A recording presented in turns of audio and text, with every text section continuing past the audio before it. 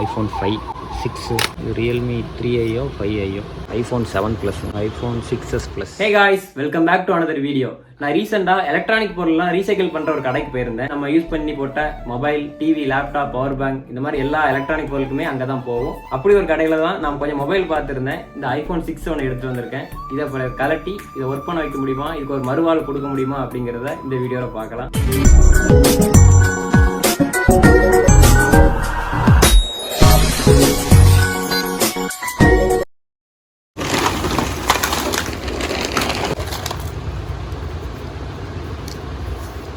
iPhone 7 Plus நினைக்கிறேன், iPhone 6s Plus,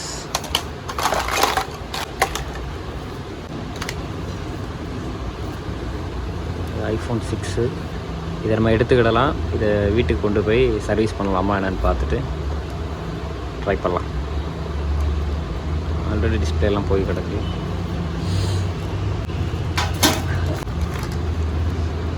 iPhone 4 இல்லைன்னா 4s அதில் iPhone 8 or 7 சம்திங் இருக்கும். ஃபுல்லாகவே ஜியோ ஃபோன் தான் இருக்குது. 320 220 இது நமக்கு எதுவும் தேவைப்படுற மாதிரி இல்லை. அதனால் நம்ம எடுத்து வச்சிடலாம். iPhone 5, 6, iPhone 6 மதர் போர்டு இல்லை. J75 J2 ஒரிஜினல் டிஸ்பிளேவோட பக்காவாக டெம்பர் கிளாஸோடு இருக்குது. டெம்பர் கிளாஸ் கூட உடையலாம் நினைக்கிறேன். இது Realme 3i 5i. இதில் நம்ம கீபோர்டு இருக்குது, ஒயர்லெஸ் கீபோர்டு நினைக்கிறேன். வெயிட்லெஸ்ஸாக இருக்குது. HP இதில் கீபோர்ட் மட்டும் தான் இருக்குது, டிஸ்பிளே இல்லை.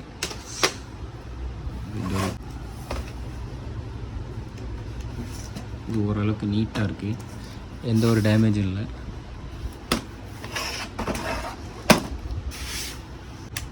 நம்ம எடுத்து வச்சுக்கிடுவோம், அதுக்கப்புறம் பார்த்துக்குவோம். Lenovo Tab மினி லேப்டாப், இது Lenovoடது. கொஞ்சம் பேட்ரிஸ் இருக்குது.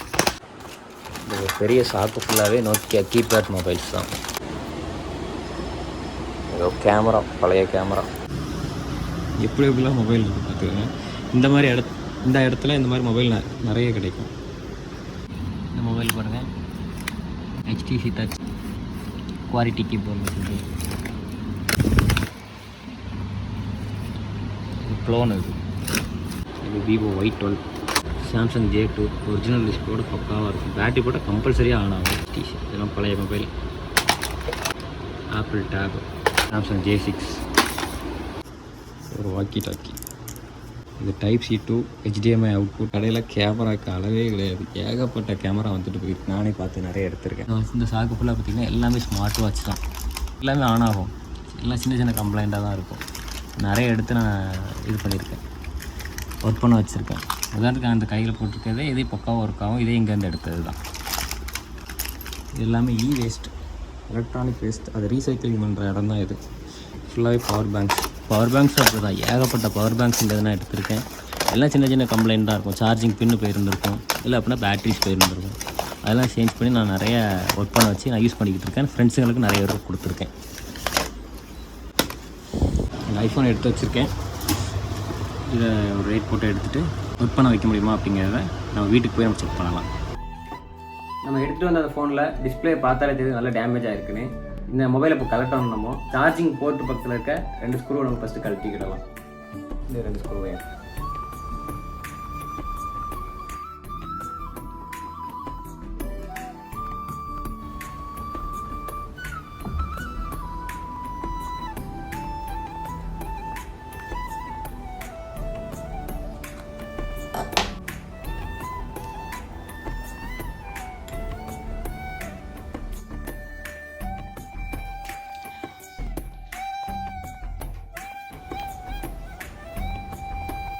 மொபைல் ஓப்பன் பண்ணியாச்சு.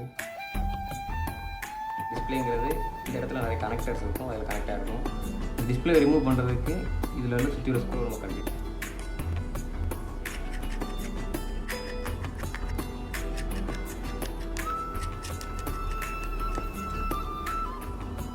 மதர் போர்டு, பேட்ரி, இது டிஸ்பிளே கனெக்டர்ஸ், இது ரிங்கர் செட்டு, இது சார்ஜிங் போர்ட்டு, ஹெட்ஃபோன் ஜாக்கு, இது வைப்ரேஷன் மோட்டார்,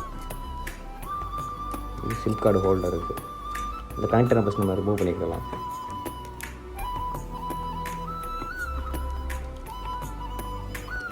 இது மொத்தம் 4 கனெக்டர் இருக்கும். இது டச்சுக்குள்ள கனெக்டர், இது டிஸ்பிளே உள்ளது, இது ஃப்ரண்ட் கேமரா இயர் பீஸில் உள்ளது, இது வந்து ஃபிங்கர் பிரிண்ட்டு. இந்த ஃபிங்கர் பிரிண்ட் ஸ்டிப்பு இது வழியாக போய் இங்கே வந்து கனெக்ட் ஆகிருக்கும். இது ஃபிங்கர் பிரிண்ட் ஹோம் பட்டன் இருக்கும், இது தனியாக எடுத்து வச்சுக்கலாம். இந்த ஷீல்டை ஓப்பன் பண்ணால் தான் பேட்டரியை வெளியே எடுக்க முடியும். அதனால் இந்த ஸ்க்ரூ ரிமூவ் பண்ணிக்கலாம். பேட்டரி கண்ட்ரை ரிமூவ் பண்ணியாச்சு. அப்புறம் பேட்டரி வெளியே கழட்டலாம். மொபைல் ரொம்ப நாள் ஒரே இடத்துல கடந்ததுனால அந்த ரப்பருங்கிறது மெல்ட் ஆகி உள்ள மாட்டிக்கிட்டு இருக்கு போல இருக்குது. அதனால் அதில் லேசாக நம்ம ஐபி அடித்து பேட்டரி நம்ம ரிமூவ் பண்ணிக்கலாம். ஆல்ரெடி டேமேஜ் ஆன பேட்டரினால நம்ம கழட்டிக்கலாம், ஒன்றும் பிரச்சனை. அந்தளவுக்கு ஜெனியூவாக எடுக்கணும்னு அவசியம் கிடையாது. ஏன்னா பேட்டரி ஆல்ரெடி மாற்ற வேண்டிய நிலைமையில தான் இருக்குது.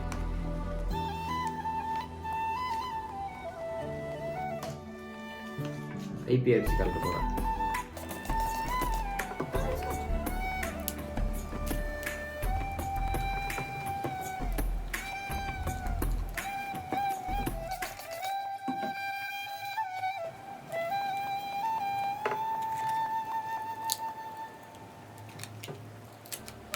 பேட்டரி தனியாக கழட்டியாச்சு.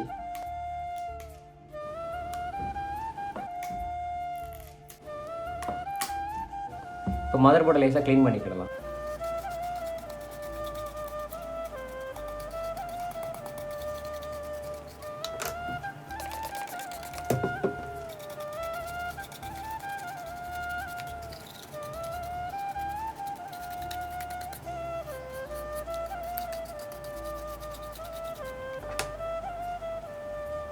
நம்ம மதர் போர்டை க்ளீன் பண்ணியாச்சு. இப்போ மல்டிமீட்டரை வச்சு இந்த போர்டில் ஏதாவது ஷார்ட் இருக்கான்னு நம்ம செக் பண்ணிக்கிடலாம். அதுக்கு மல்டிமீட்டரில் எடுத்து நம்ம பார்த்தீங்கன்னா கண்டினியூட்டி மோடில் போட்டிருக்கேன். இப்போது இந்த 2 ப்ராபையும் பேட்டரியோட கனெக்டரில் வச்சு நம்ம ஷார்ட் ஏதாவது இருக்கான்னு செக் பண்ணிக்கிறோம். 2 ப்ராபையும் டச் பண்ணால் பீப் சவுண்டு கேட்கணும். பிளாக் கிரவுண்ட்லேயும்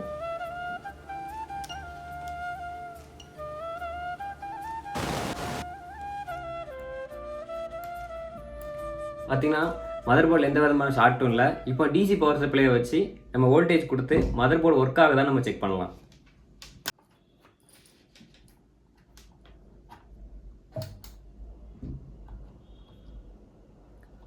ஒரு மொபைல் ஆன் பண்ணுறதுக்கு 3.7 வோல்ட் தேவைப்படும். நம்ம 3.7 வோல்ட் செட் பண்ணிக்கிடலாம்.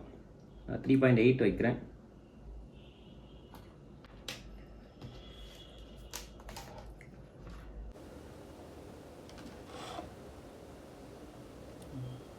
இப்போ நான் மொபைலோட பவர் பட்டன் அமுக்கும் போது இந்த இந்த இந்த ரீடிங்ஸில் ஆர்ம்ஸ் வந்து எடுக்கணும். இப்போ ஆர்ம்ஸ் எடுக்க செக் பண்ணிக்கலாம்.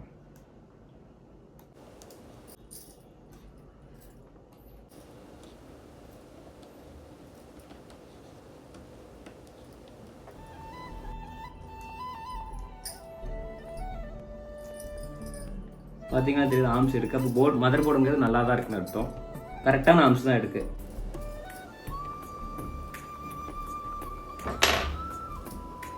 போர்டும் இறங்கி ஹீட் ஆகலை. நம்ம டிசி பவர் சப்ளை மூலியமா வோல்டேஜ் கொடுத்து நம்ம செக் பண்ணதில்லை. இந்த மதர் போர்டு வந்து பர்ஃபெக்டாக ஒர்க் ஆகுது நம்ம கண்டுபிடிச்சிட்டோம். இப்போ வந்து பேட்டரியும் டிஸ்பிளேயும் இன்ஸ்டால் பண்ணி மொபைல் ஆன் ஆகுதா என்னன்னு செக் பண்ணிடுவோம். ஆல்ரெடி நான் டிஸ்பிளே ஒன்று வாங்கி வச்சிருக்கேன். இப்போ நம்ம என்ன பண்ணணும் அப்படின்னா பழைய டிஸ்பிளேல உள்ள ஃபிங்கர் பிரிண்டை கழட்டி இதில் இன்ஸ்டால் பண்ணணும்.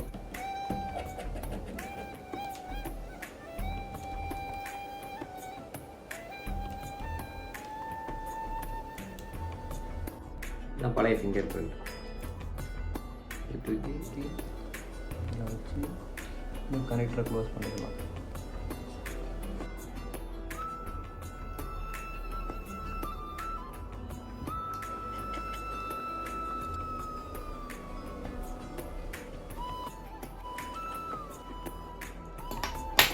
ஃபிங்கர் பிரிண்ட் இன்ஸ்டால் பண்ணியாச்சு.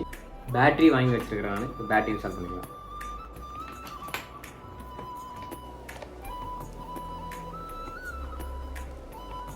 உங்களுக்கு எல்லா கனெக்டரும் மாட்டிக்கலாம்.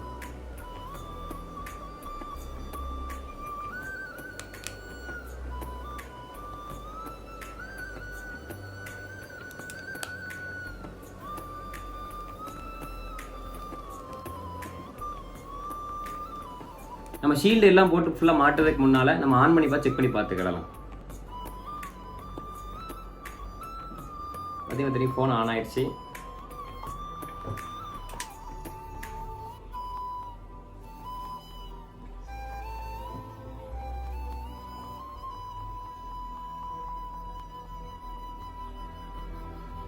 ஒருவேளை ரொம்ப நாள் கழிச்சு ஆன் பண்ணுறதுனால ரொம்ப டைம் ஆகி வருதான்னு தெரியல. அந்த ஆப்பிள் லோகோவிலே தான் ஸ்டக் ஆகி நிற்கிது. ரொம்ப நேரமாக ஆப்பிள் லோகோவில் தான் நின்றுக்கிட்டு இருக்கு. அதனால இப்போ என்ன பண்ண போகிறேன் அப்படின்னா பேட்டரியை கழட்டிட்டு முன்னோட்டு போட்டு பார்ப்போம்.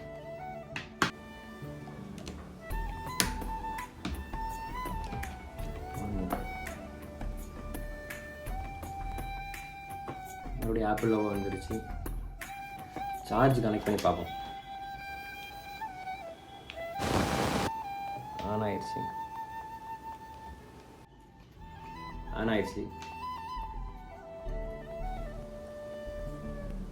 டச்செல்லாம் ஒர்க் ஆகுது. லாக் எதுவுமே இல்லை.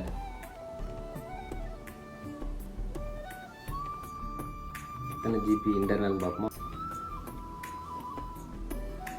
64 ஜிபி ஆப்பிள் இது. 64 ஜிபி. கேமராலாம் பக்காவாக இருக்குது.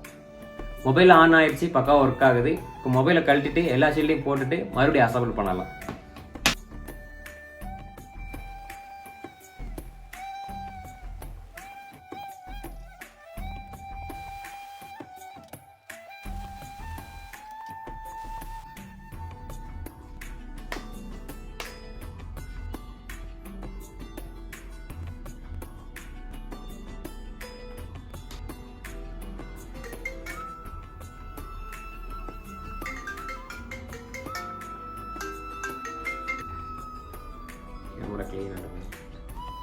யாரோ ஒருத்தர் வேண்டான்னு சொல்லி தூக்கி போட்ட இந்த மொபைல் ரீசைக்கிள் ஷாப்புக்கு வந்து நம்ம கையில் மாட்டி இதுக்கு ஒரு மறுவாள் கொடுத்து வச்சிருக்கோம். இதில் சிம் கார்டும் போட்டு பேசி பார்த்துட்டேன். எல்லாமே பக்காவாக இருக்குது. கேமராவிலேருந்து மைக்கு, ஸ்பீக்கர், சார்ஜிங் பின் எல்லாமே செக் பண்ணிட்டேன்.